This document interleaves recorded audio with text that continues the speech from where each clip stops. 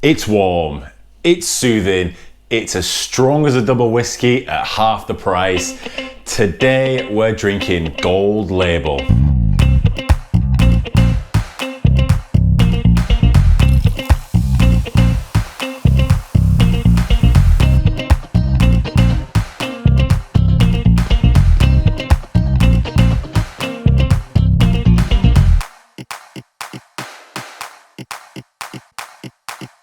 Hi guys, it's Jim here from Dr. Tankenstein with another episode of Beers of the British Isles. On today's episode, we're drinking Gold Label. Now, up front, before I get into this, I need to give a big thanks, or kind of a shout out, I guess, a reference to a guy I've kind of referenced before, Ron Pattinson. He has a blog, Shut Up About Barclay Perkins. He's a beer historian, very entertaining guy. A lot of the information that I got about this beer, this beer came from his writings. So if you're interested in beer history, old beers and brands from the past, definitely check him out. Worth a read. Very good quality stuff. Anyway, let's get into it. So today, like I said, we're drinking Gold Label. A Gold Label is an individual beer. It's unique. I would even go as far as to say it's very unique in that it's a barley wine. It's a commercially available barley wine. It's a mass-produced barley wine. And you don't really see, I can't think of any other kind of mass-produced barley wines that aren't sort of from a craft brewery or something like that. So this Gold Label, it's a 7.4% barley wine.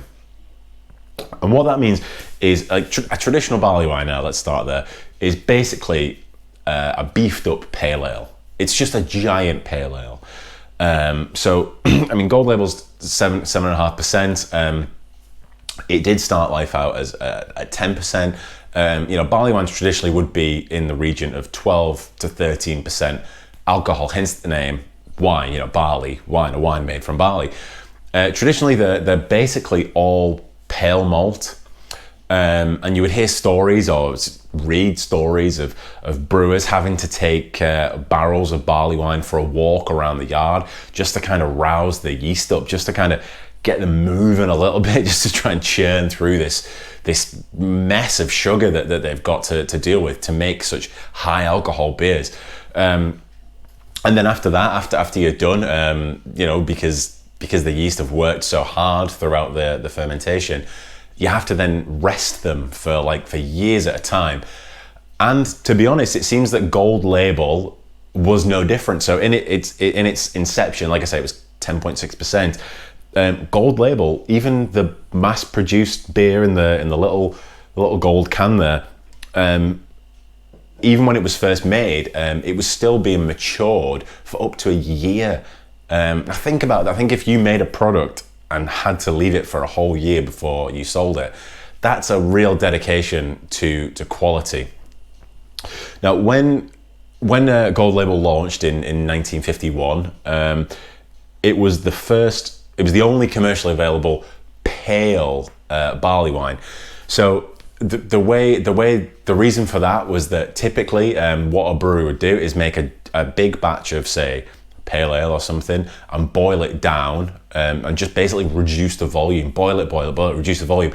And in doing so, the beer would become dark in colour just because it had been kind of scorched throughout the boiling process.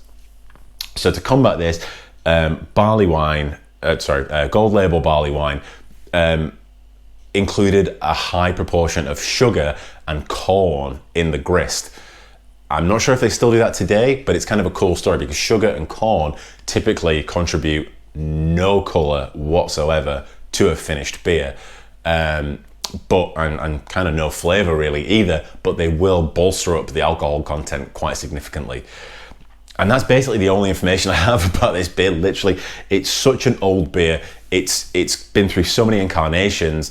It's such a legend that's all I have. I don't have any IBUs, I don't have any hop information, I don't have any grist information. I imagine, to be honest, that what I'm about to drink in this can is just one of the many masks that Gold Label has worn. That being said, let's find out what this mask looks like.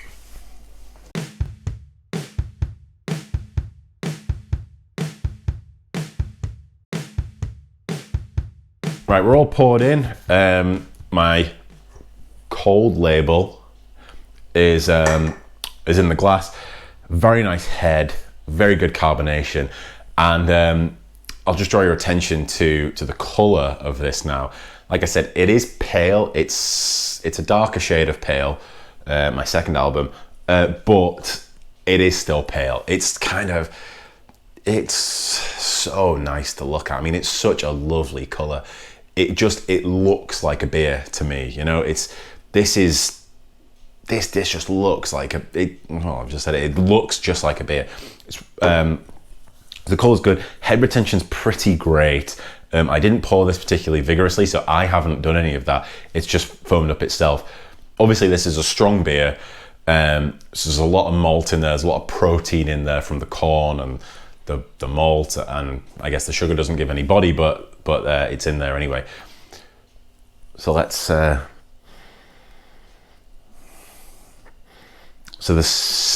the aroma, not the smell. The aroma has a definite fermentation characteristic to it. Very little hop character, if any hop character.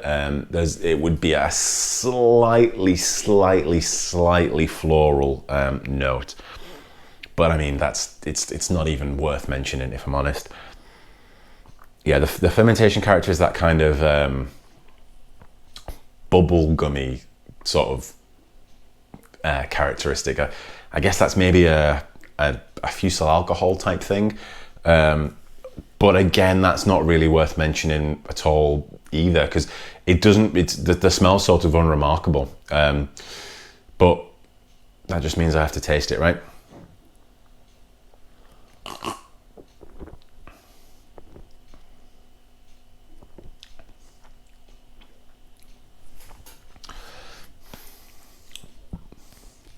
Oh wow.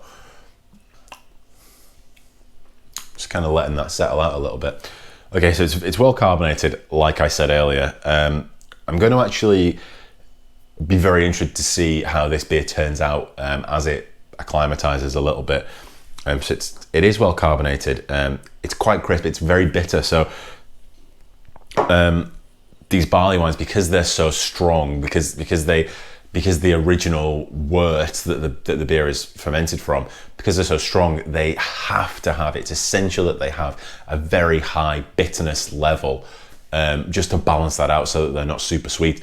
So people see a beer like this and assume that it's going to be like syrup, but the brewers have been clever and done their job here, and they've balanced that sweetness out very well with that heavy bittering from the hops.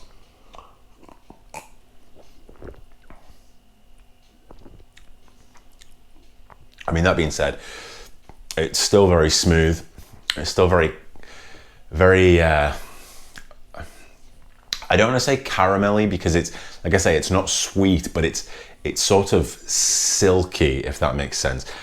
There was a review I read of this, or not a review, a brewer's diary that I read, who brewed this back in the 50s or the 60s.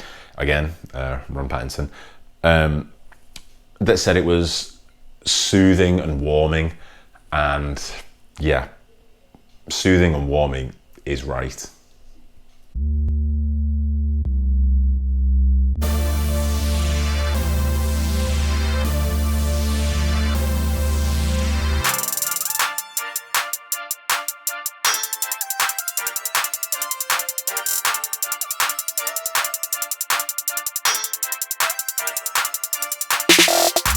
Okay, so this beer has really traveled around.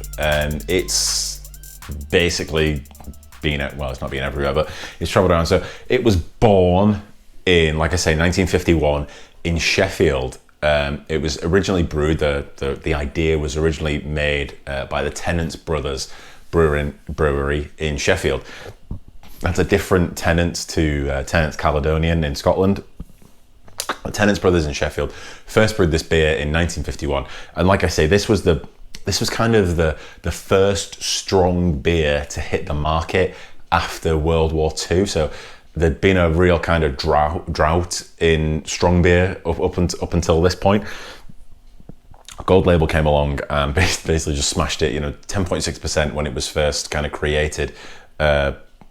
And just kind of blew everything else away. But it also started a trend in the way that these things do. This was kind of the first rock to fall that caused the avalanche of beer kind of picking back up and being a luxury item again. So Tennent's Brothers Brewery, I guess they kind of got into some financial trouble in the 60s, and they were worried that they were just going to get, everything was just going to be sold off. So they chose to sell Gold Label and a few other brands of theirs to the Whitbread Brewing Company. That's the same Whitbread that make certain teas now. They own Costa Coffee, I think, and Premier Inn. So it's that same company, and they sold Gold Label to Whitbread. And I think that there was a point where Whitbread almost kind of shelved Gold Label and said, we're not going to brew it anymore, because when they took the brand on, they had their own barley wine. I can't remember what it was called, but they kind of had two of these massive big beers that took ages to ferment and then took even longer to mature, and that, let's be honest, probably not everyone was drinking. I mean, it's nice to have a 10% beer, but you don't want every pint, do you? So for a while they had the two kind of running together, selling the two together, and then it kind of came to a head and they were like, right, we're gonna have to get rid of one of these. And it turned out Gold Label was just by far the popular choice. So they binned their old original barley wine, and Gold Label was the winner, which is why I guess on the can here it says that it's the #1 barley wine. So then Whitbread kept hold of it for a few years. I honestly couldn't tell you now where it is, who brews this beer. Maybe it's Whitbread.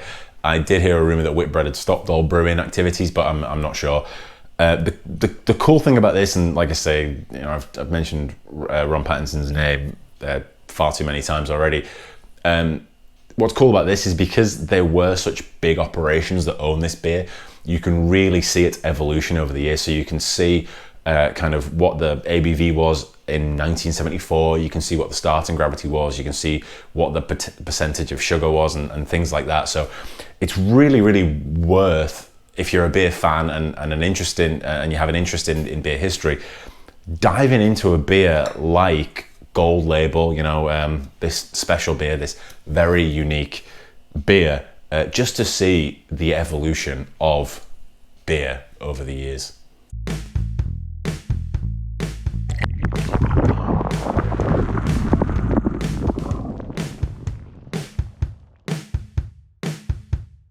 All right then, let's put a cap on this. Let's sum up the #1 barley wine, Gold Label. So first off, I'm in love with the way that this beer looks. I mean, even still now, when I give it a little shake, the head kind of just poofs up, and this deep, almost orange color, this copper-colored giant pale ale. It's just so good to look at. It's really, really, really, really nice to see. The aroma, I mentioned earlier this kind of bubblegummy scent. I wouldn't read too much into that, to be honest. I'm not too good with yeast characteristics. I also mentioned a slightly floral aroma. I'm going to change my mind on that one and say that it actually does have a spiciness to the aroma, almost an earthiness to the aroma. The floral thing, either it's blown off or it was never there in the first place. Maybe I panicked on that one.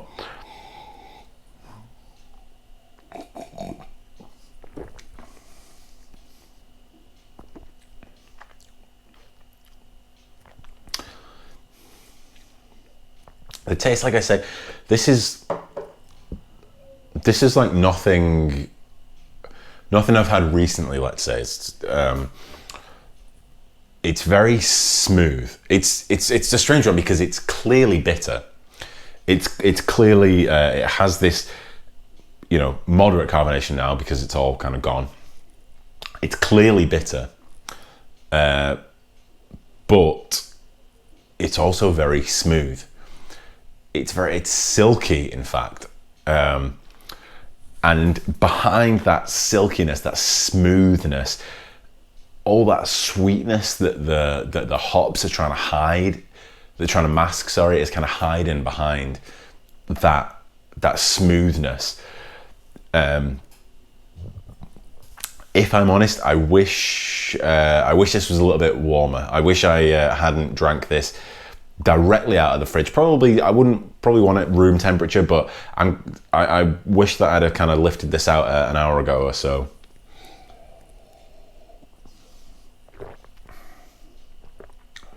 Yeah, it's lovely and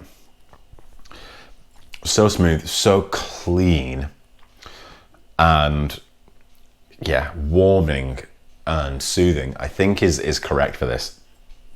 Yeah, guys, I would suggest, as part of your beer education, you head down to Sainsbury's. I think this was from Sainsbury's, Gold Label. It comes in a 4-pack. It's basically £6 for 4 of these everywhere. They're never included in any offers. They're never included. It's just a standalone beer on its own. It's a special beer. It's the #1 barley wine. Go grab yourself a 4-pack. Drink them at different temperatures, like I just said. Drink one out of the fridge. Drink one room temperature. Drink one slightly colder than that, and see what you think. This is a real education, because these things don't come along all that often, particularly not as clean an example as this, let's say. Typically, a barley wine nowadays will have whiskey in it, or it'll have chocolate in it, or something like that. This is just straight up barley wine, basically from the tap. If you like this, please head down to your local bottle shop. Ask them what barley wines they have on. There'll probably be a few dusty bottles lying around.